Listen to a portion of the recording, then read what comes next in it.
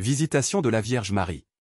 Le récit de l'Évangile selon saint Luc nous fait rejoindre, à l'aurore de la nativité de Jésus, deux femmes rayonnantes de joie, devant le mystère qui se prépare en elles, Dieu vient visiter et libérer son peuple.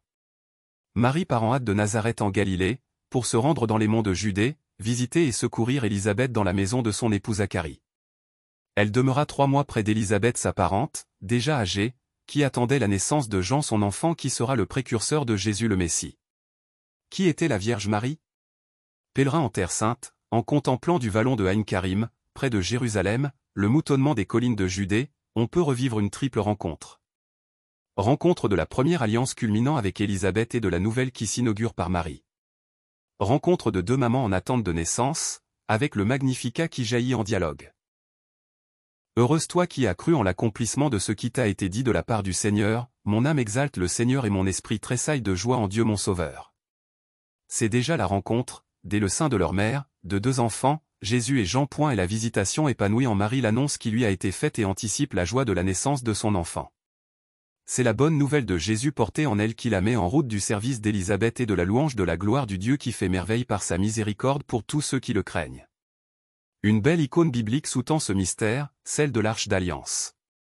De même que jadis le roi David dansait de joie devant l'Arche portant la loi de Dieu, ainsi le futur Jean bondit d'allégresse dès le sein de sa mère, il est déjà mis au contact de Jésus porté par Marie Arche de la Nouvelle Alliance. Le récit ne le dit pas, mais deux hommes, ne sont-ils pas présents, Zacharie et Joseph? Vierge Marie, priez pour nous. Évangile. D'où m'est-il donné que la mère de mon Seigneur vienne jusqu'à moi? Alléluia. Alléluia. Heureuse es-tu, Vierge Marie. Toi qui as cru que s'accomplirait pour toi. Les paroles du Seigneur. Alléluia. Évangile de Jésus-Christ selon saint Luc. En ces jours-là, Marie se mit en route et se rendit avec empressement vers la région montagneuse, dans une ville de Judée.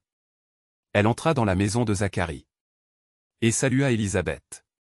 Or, quand Élisabeth entendit la salutation de Marie, l'enfant tressaillit en elle.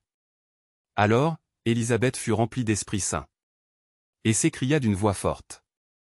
Tu es bénie entre toutes les femmes. Et le fruit de tes entrailles est béni.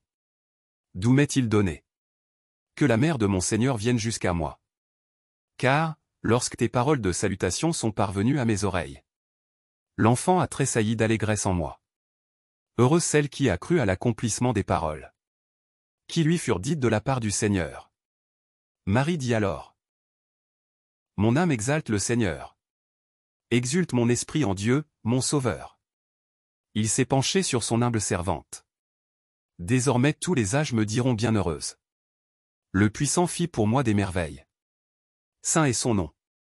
Sa miséricorde s'étend d'âge en âge sur ceux qui le craignent.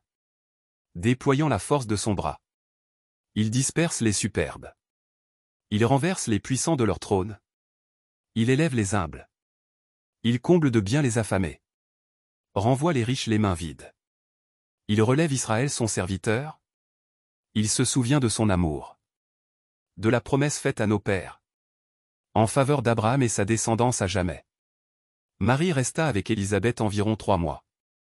Puis elle s'en retourna chez elle. Acclamons la parole de Dieu.